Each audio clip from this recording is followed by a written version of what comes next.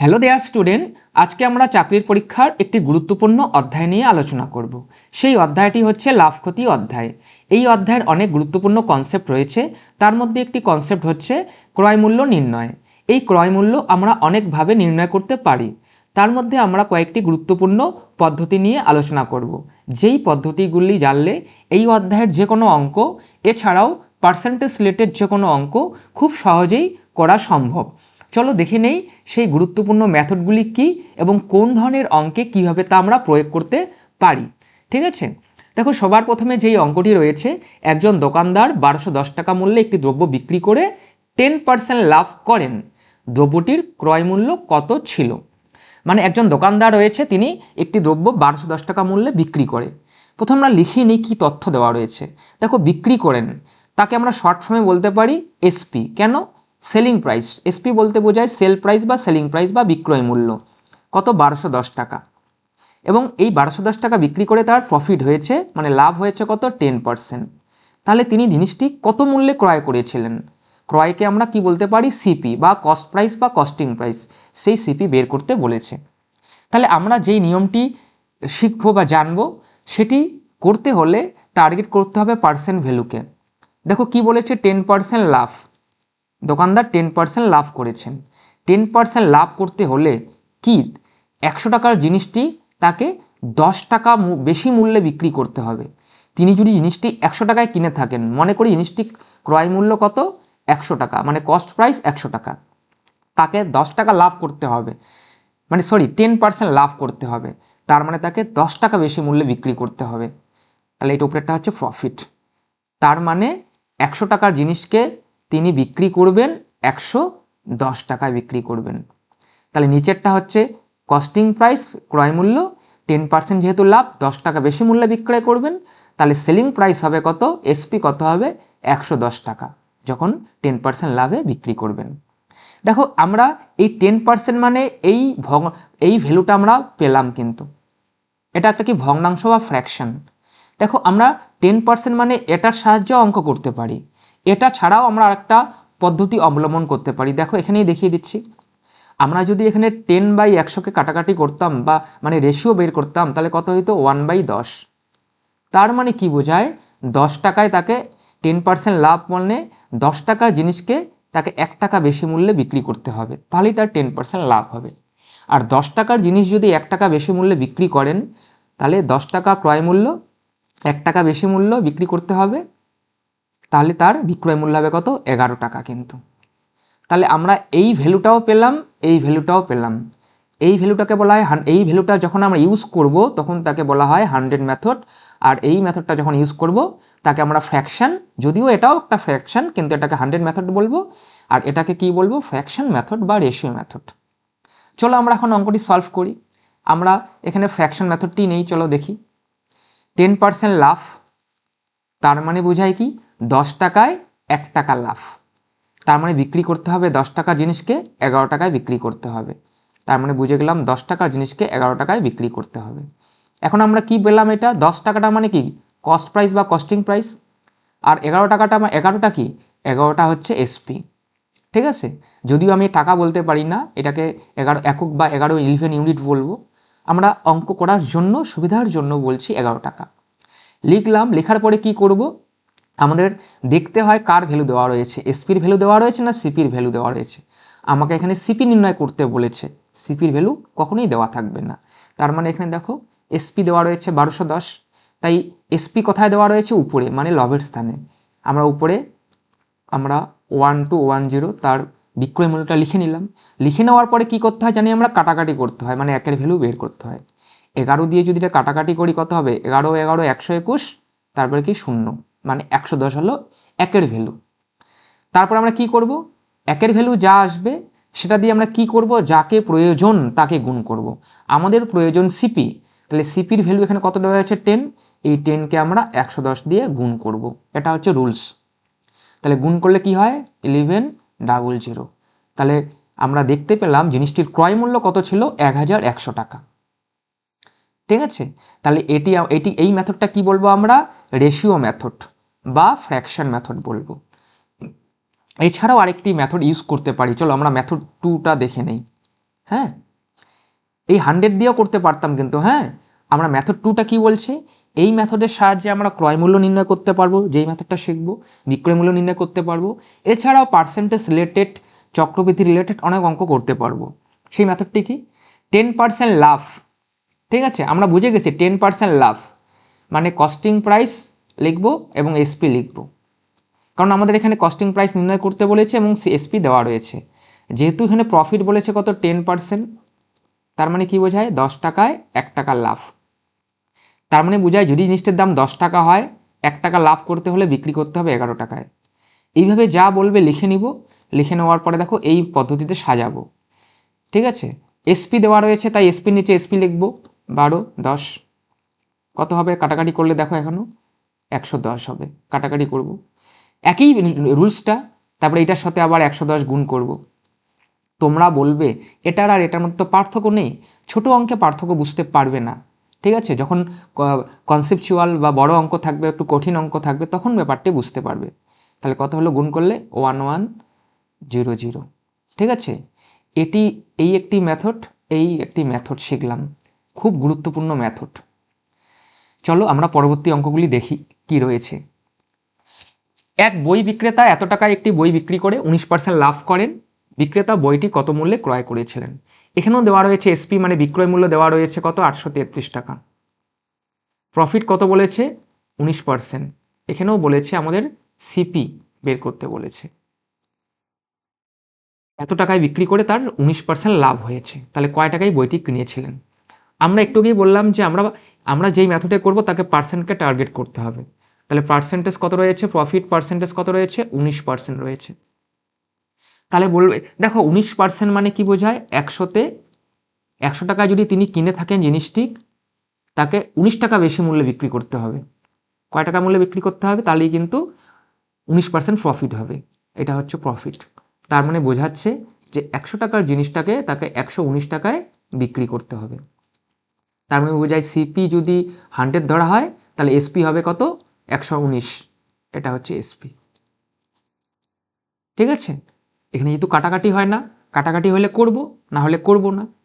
তারপরে আমরা ভ্যালুগুলো ইনপুট করব 1 নম্বর অঙ্কের মতন। কত দেওয়ার এসপি দেওয়া রয়েছে দেখো কত, 833 টাকা। তাহলে উপরে আমরা 833 লিখে নিলাম। লিখে নেওয়ার পর কি করতে আমরা জানি, এই কাটাকাটি করতে হবে। ঠিক আছে, তাহলে এখন কত দিয়ে কাটাকাটি যায় আমরা দেখব, 7 নং 63, আশা করি 7 দিয়েই যাবে। তাহলে 7 নং 63 ইউনিট 3 রয়েছে, তাহলে 119কে 7 দিয়ে গুণ করলে কিন্তু 833 হয়। তাহলে আমরা একের ভ্যালু পেয়ে গেলাম 7। কি করব, একের ভ্যালু দিয়ে যাকে প্রয়োজন মানে কস্টিং প্রাইস প্রয়োজন, তাই কস্টিং প্রাইস এখানে কত বোঝাচ্ছে, 100, তাই একে 7 দিয়ে গুণ করব, কত হয় 700। তাহলে বোঝাচ্ছে কস্টিং প্রাইস কত হচ্ছে, বইটির 700 টাকা ছিল। বি নাম্বার উত্তর। দেখো এখানে আমরা 100 মেথড ইউজ করলাম, কেন, এটা কাটাকাটি হয় না, তাই আমরা রেশিও বা ফ্র্যাকশন ইউজ করতে পারলাম না। এটাকেও রেশিও বলতে পারি, কিন্তু এটা যেহেতু 100 রয়েছে তাই এখানে আমরা 100 মেথড বলি। চলো পরবর্তী অঙ্কটি। একটি ঘড়ি 3600 টাকায় বিক্রি করে এক দোকানদারের 33 সমস্ত 1/3% লাভ হয়। দোকানদার কত টাকায় ঘড়িটি ক্রয় করেছিলেন। লিখে নেই এসপি কত, জিনিসটি বিক্রি করেছিলেন 3600 টাকায়। তার প্রফিট কত হয়েছে, 33 সমস্ত 13% প্রফিট হয়েছে, হ্যাঁ কি না। তাহলে তার কস্টিং প্রাইস বের করতে বলেছে, ক্রয় মূল্য। তাহলে আমরা যেই পদ্ধতিতে করব তাকে পার্সেন্টেজকে টার্গেট করতে হবে, হ্যাঁ কি না। তাহলে বলবে যে এখানের আমরা কি করব, দেখো এটা ফ্র্যাকশন ভ্যালু রয়েছে, ভগ্নাংশ রয়েছে, 33 সমস্ত 1/3, তারও কিন্তু আমরা 100 মেথড ইউজ করতে পারি, কিন্তু এখানে 100 মেথড ইউজ করব না। এখানে আমরা দেখো 33 সমস্ত 1/3, তার কিন্তু একটা ফ্র্যাকশন ভ্যালু কত হয়, তার সেটাকে ভাঙলে এটা পার্সেন্ট, তার ফ্র্যাকশনটা কত আসবে, এটা কিন্তু একটা চার্ট রয়েছে। আমরা আগেই এটা মনে রাখবো বা মুখস্থ করে রাখবো তার ভ্যালুগুলো। এই ভ্যালুগুলো প্রত্যেকটা বইয়ে রয়েছে, যদি তোমাদের কাছে না থাকে কমেন্ট করবে, আমি সেই চার্ট দিয়ে দেবো তোমাদেরকে। 33 সমস্ত 1/3% বলতে বোঝায় 1/3। তার মানে কি বোঝায়, 3 টাকা যদি ক্রয় মূল্য হয়, হ্যাঁ, তাকে ক টাকা বেশি মূল্যে বিক্রি করতে হবে, 1 টাকা বেশি মূল্যে বিক্রি করতে হবে, মানে প্রফিট, তাহলেই কিন্তু 33 সমস্ত 1/3% প্রফিট হবে। 33 টাকার জিনিস 1 টাকা বেশি মূল্যে বিক্রি করতে হবে। তাহলে বোঝাচ্ছে কি, 3 টাকা যদি ক্রয় মূল্য হয় তার বিক্রয় মূল্য কত হবে 4 টাকা। তাহলে এটা নিচেরটা সিপি আর উপরেরটা কি এসপি। তাহলে এখনই জানলাম, সেম জিনিস পাশাপাশি বসাবো। এখানে এসপি দেওয়া রয়েছে কত 3600, তাই 3600 উপরে লিখলাম। লেখার পরে কি করব, কাটাকাটি করব, একের ভ্যালু 4 দিয়ে কাটবো, কত হয় 4 নং 36, দুটো শূন্য। তারপরে সেমভাবে নিচে গুণ করব, এটাই নিয়ম, 900 দিয়ে গুণ করব, 3 নং কি 2700। তাহলে সেই ঘড়িটি যেটিতে এত পার্সেন্ট লাভ করেছে তার ক্রয় মূল্য কত 2700 ছিল। চলো পরবর্তী অঙ্ক দেখে নেই। রাম কোনো একটি দ্রব্য ক্রয় করার পর দ্রব্যটি শ্যামের কাছে এত পার্সেন্ট লাভে বিক্রি করেন। শ্যাম আবার সেই দ্রব্যটি এত পার্সেন্ট লাভে যদুকে এত টাকায় বিক্রি করেন। তবে রাম দ্রব্যটি কত টাকায় ক্রয় করেছিলেন। ব্যাপারটি কি, চলো দেখে নেই ছবির সাহায্যে। রাম একটি জিনিস ক্রয় করে বিক্রি করেছেন, ঠিক আছে, কত পার্সেন্ট লাভে 25% লাভে বিক্রি করেন। কার কাছে, শ্যামের কাছে। শ্যাম আবার সেই জিনিসটি আবার বিক্রি করেন যদুর কাছে। কত পার্সেন্ট লাভে বিক্রি করেন তিনি করেন 20% লাভে যদুর কাছে। যদু যে জিনিসটা কিনে, ঠিক আছে, যদু জিনিসটা কিনেছে কত টাকায় কিনেছে 2700 টাকায় কিনেছে। এখানে একটা জিনিস লক্ষ্য করো, রাম যখন জিনিসটি শ্যামকে বিক্রি করে, রামের বিক্রয় মূল্য, ঠিক আছে, শ্যামের কি ক্রয় মূল্য। শ্যাম যখন যদুকে বিক্রয় করে, শ্যামের যে এসপি সেটাই কিন্তু রামের কিন্তু যদুর কি হবে সিপি হয়। রামের এসপি শ্যামের সিপি, শ্যামের সিপি আবার কি হবে যদুর সিপি হবে। শ্যাম যেই দামে বিক্রি করবে সেটাই কিন্তু সেই দামে কিন্তু যদু কিনেছে। তাহলে যদুর শ্যামের বিক্রয় মূল্যটাই হবে যদুর ক্রয় মূল্য। আমরা যখন দোকানে কিনি, দোকানদারের কি হয় বিক্রয় মূল্য এবং আমাদের ওটা হয় কি ক্রয় মূল্য। তাহলে এখানে বলতে চেয়েছে রাম কত টাকা মূল্যে কিনেছিল। এই ধরনের অঙ্ক মনে রাখবে আমরা অনেক পদ্ধতিতে করতে পারি, তার মধ্যে সবচেয়ে সহজ পদ্ধতি যেটা শেখালাম কি, এবার লিখে নেব সিপি আর এসপি লিখে নেব। সবার প্রথমে কি বলেছে রাম কি বলেছে 25% লাভ, হ্যাঁ কি না। 25% লাভ বলতে বোঝায় 25%-এর ফ্র্যাকশন ভ্যালু কত 1/4। মানে জিনিসটি যদি 4 টাকায় কিনি, 1 টাকা বেশি লাভ খেতে হলে কয় টাকায় বিক্রি করতে হবে 5 টাকায় বিক্রি করতে হবে। শ্যাম আবার কি করেছে কত পার্সেন্ট লাভ 20% লাভ বলেছে। 20%-এর ফ্র্যাকশন ভ্যালু কত 1/5।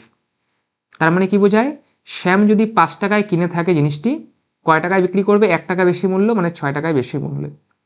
তাহলে এভাবে যা বলে দেওয়া থাকবে আমরা এইভাবে লিখে নিব পরপর। লিখে নেওয়ার পর কি করব, গুণ করব, 4 5 কত 20, 5 6 কত 30, ঠিক আছে।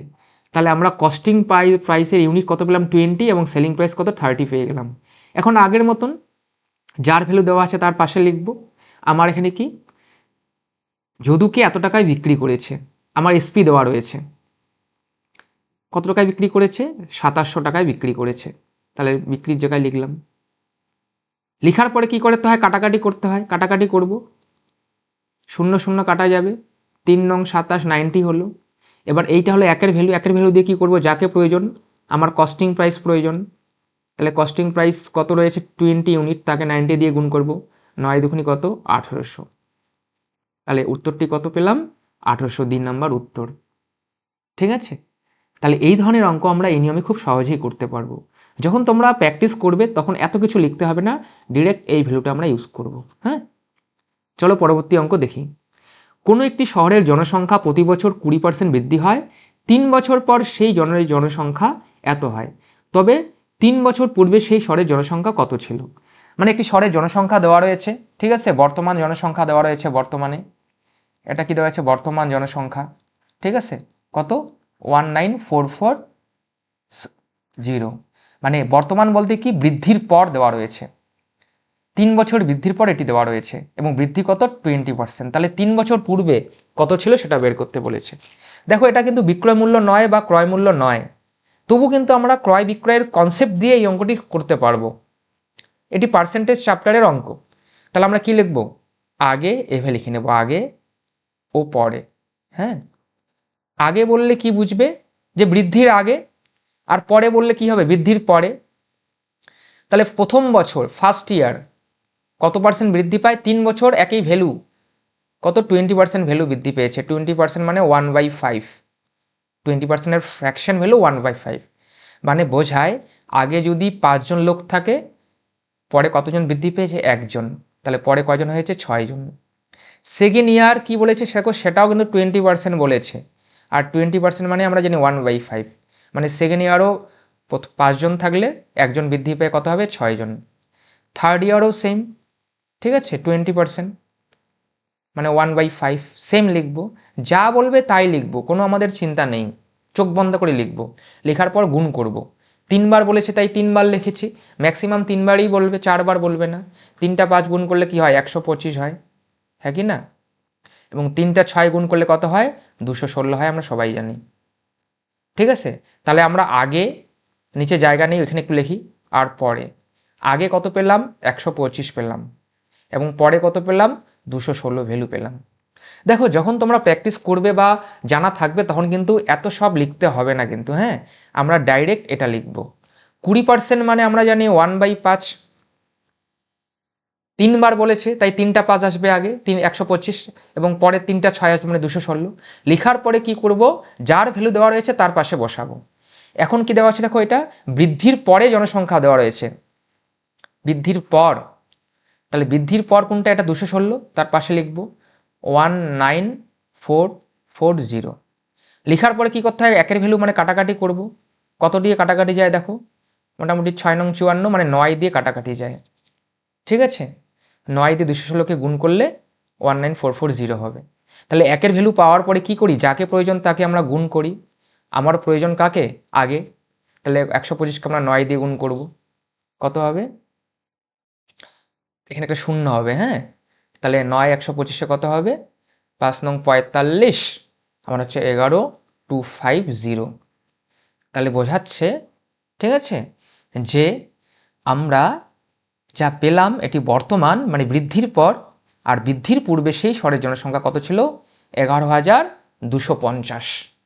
আশা করি বুঝতে পেরেছো। পার্সেন্টেজের অঙ্ক, কিন্তু কনসেপ্ট লাগলো লাভ ক্ষতির, যেই কনসেপ্টটা করলাম আমরা। তার মানে কি বোঝায়? পার্সেন্টেজের কনসেপ্ট আমরা লাভ ক্ষতিতে ইউজ করতে পারি, লাভ ক্ষতিরই কনসেপ্ট পার্সেন্টেজে ইউজ করতে পারি। আশা করি বুঝতে পেরেছো। এরপরে আরেকটি গুরুত্বপূর্ণ ভিডিও নিয়ে আসবো। ততক্ষণ তোমাকে শুভকামনা রইল তোমাদের জন্য, এবং অনেক অনেক ভালোবাসা রইল তোমাদের জন্য।